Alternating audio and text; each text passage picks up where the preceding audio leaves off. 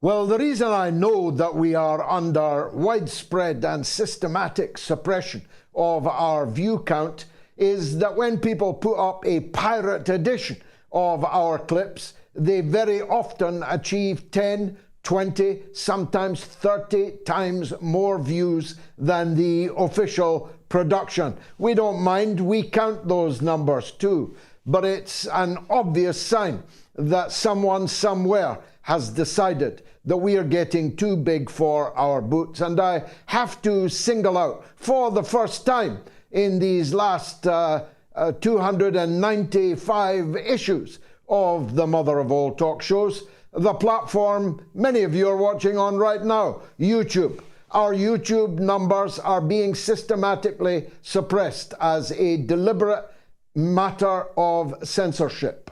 And I don't mind, you know, we can find other places to go.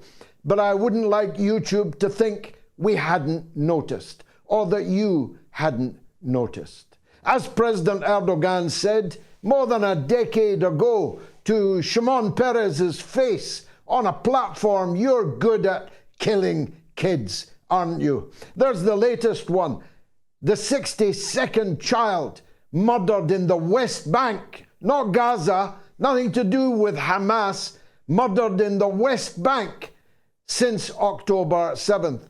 Was Adam, such a holy name, the first human, the first man? But this was no man. Adam was shot dead by an Israeli sniper today, on camera. A little boy of 9. I have myself a little boy of 9. He was playing in the street. Obviously, he was unarmed, and he was shot through the head by a grown man with a sniper's rifle in the uniform of the Israel Defense Force. How such a man can sleep tonight knowing that he murdered a child, like Herod, he murdered a child this very day for no reason, just because he could. So many images, so many episodes of this last 55 days will remain with all of us forever. Unfortunately, we will never be able to expunge them from our minds. This is a Guernica, every day and every night, except very, very much more deadly, very, very much more destructive. There's no Picasso around anymore to capture it in paint. But Guernica in Gaza is captured forever on tape, on film. We will remember all those incidents, all those children, all those women, all those men that we saw destroyed, their lives extinguished on a lie. The lie that this began on October the 7th.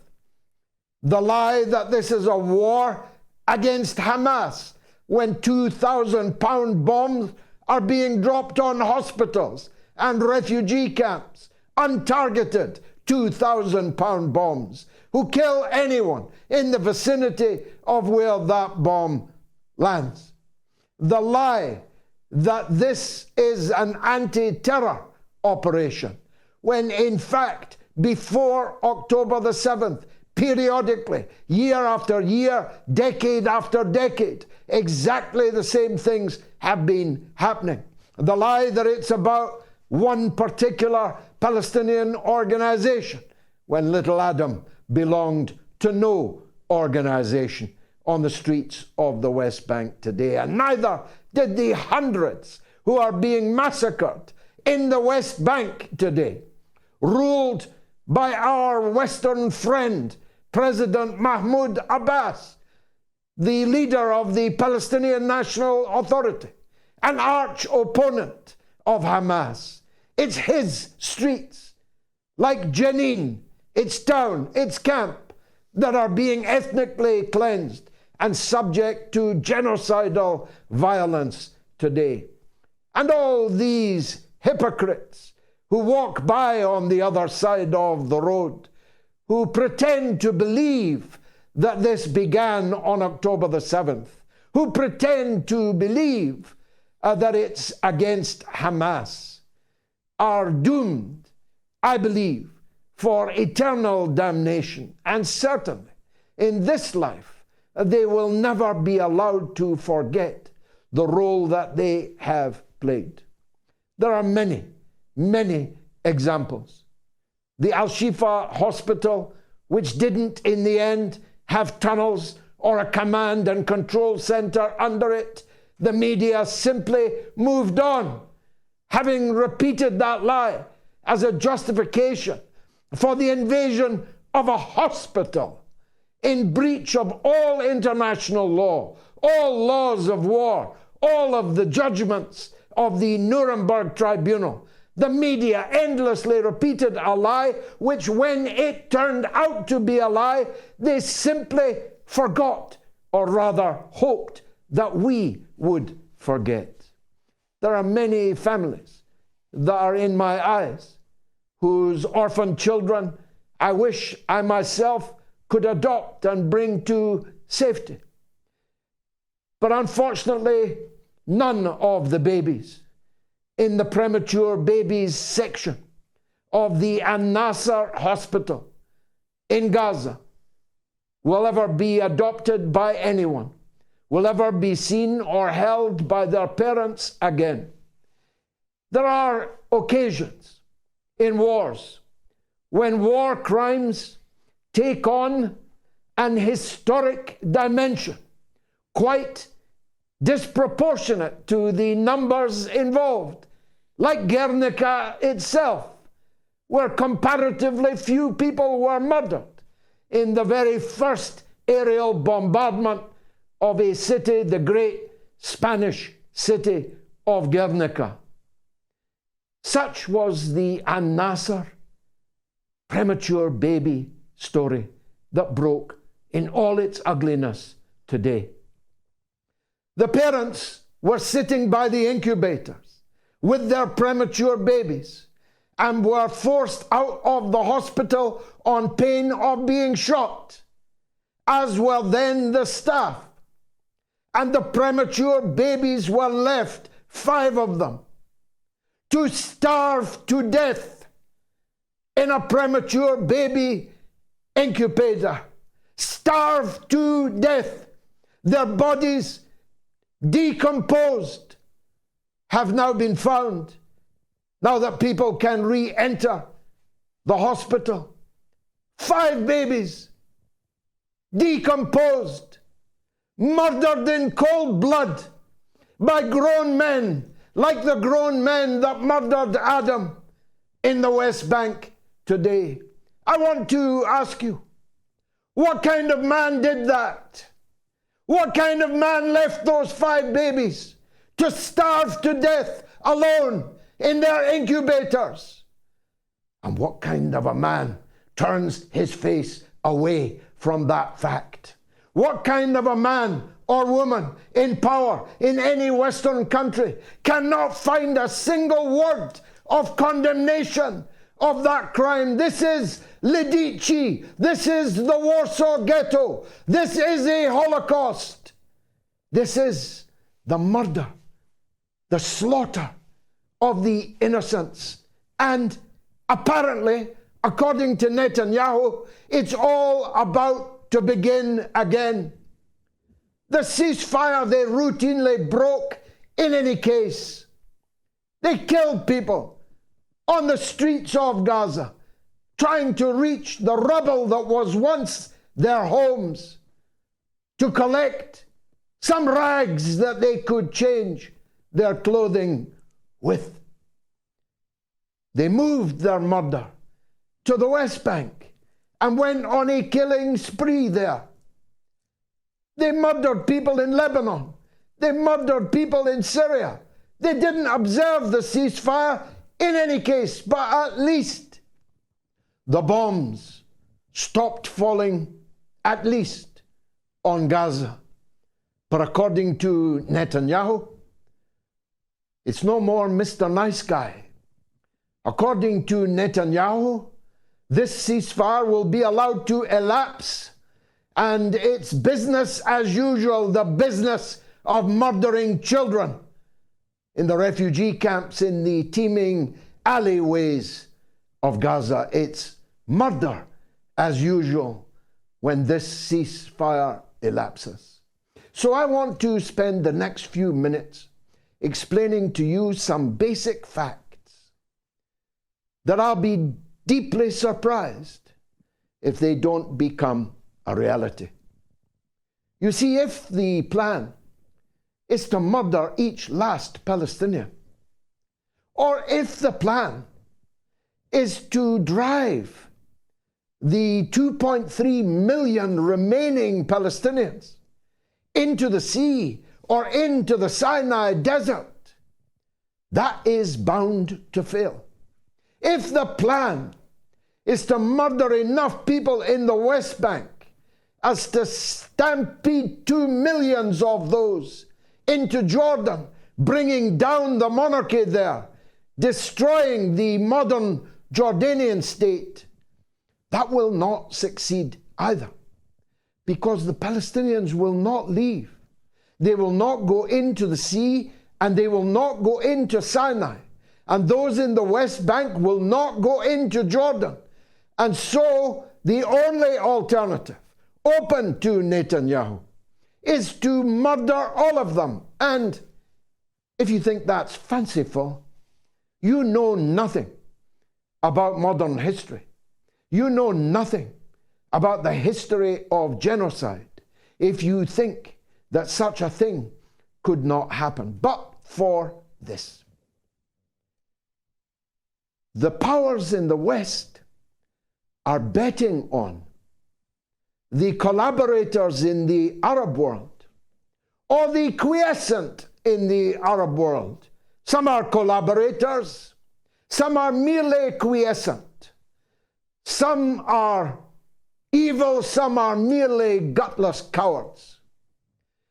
Everything is being bet on those gutless cowards never finding courage, never finding that they can take no more, that this far and no further. And I believe that's a very dangerous bet indeed. Because some of the quiescent, some of those who've been quietly playing footsie with Israel under the table for years are now unable to do so any longer. And some of those quiescent countries now have new leaders of stronger mettle who are more determined to live up to their responsibilities. And some of the collaborators, like King Abdullah in Jordan, have had to make it clear that they cannot go on putting up with this, that they cannot accept the West Bank being driven into Jordan.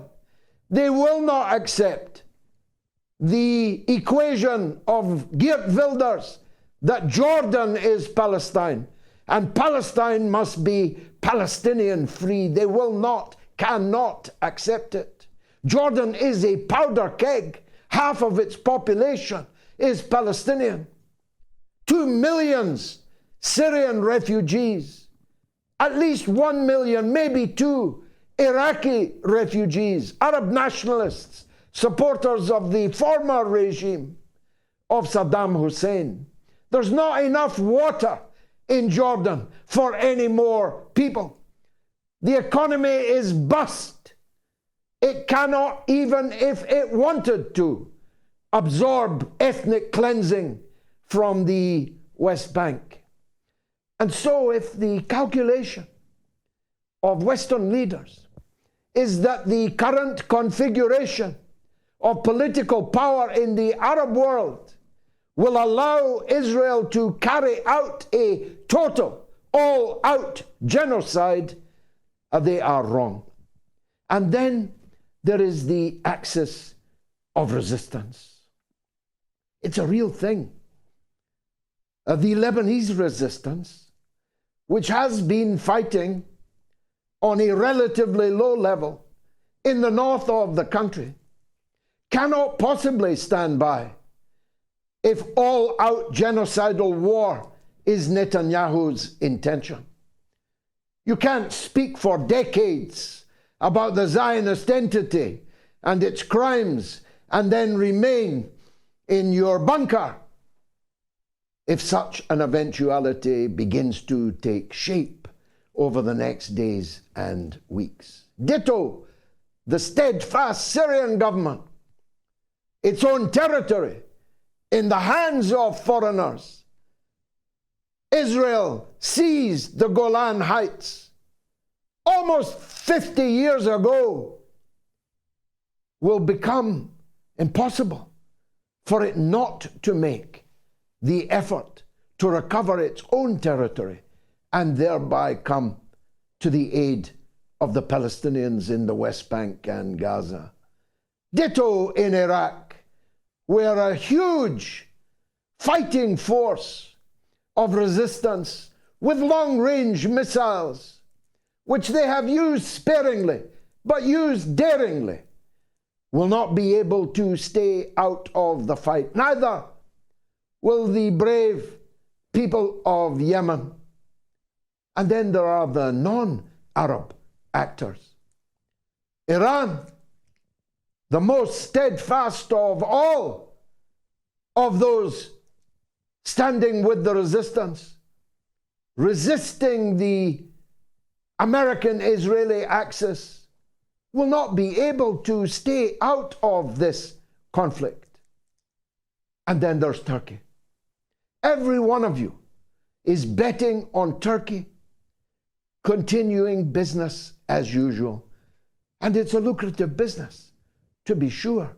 40% of all of Israel's oil traverses Turkey in a pipeline coming from, to their eternal shame, Azerbaijan. Other economic and political relations exist between Turkey and Israel. Don't bet on that being able to continue, because I know the great Turkish people. I know the masses who are at the Galatasaray Stadium this evening with their chants for Gaza, with their banners for Palestine. I know the mass, the deep mass of the Turkish people, whose patience has been sorely tried and whose government will surely be forced into action if Netanyahu's war continues. So, if you're listening, President Biden, Premier Sunak, President Macron, Premier Schultz, you better persuade your new best friend, Benjamin Netanyahu, to extend this truce into a ceasefire, to lift the siege, or this is quickly going to get much, much, much more worse. It's the mother of all talk shows.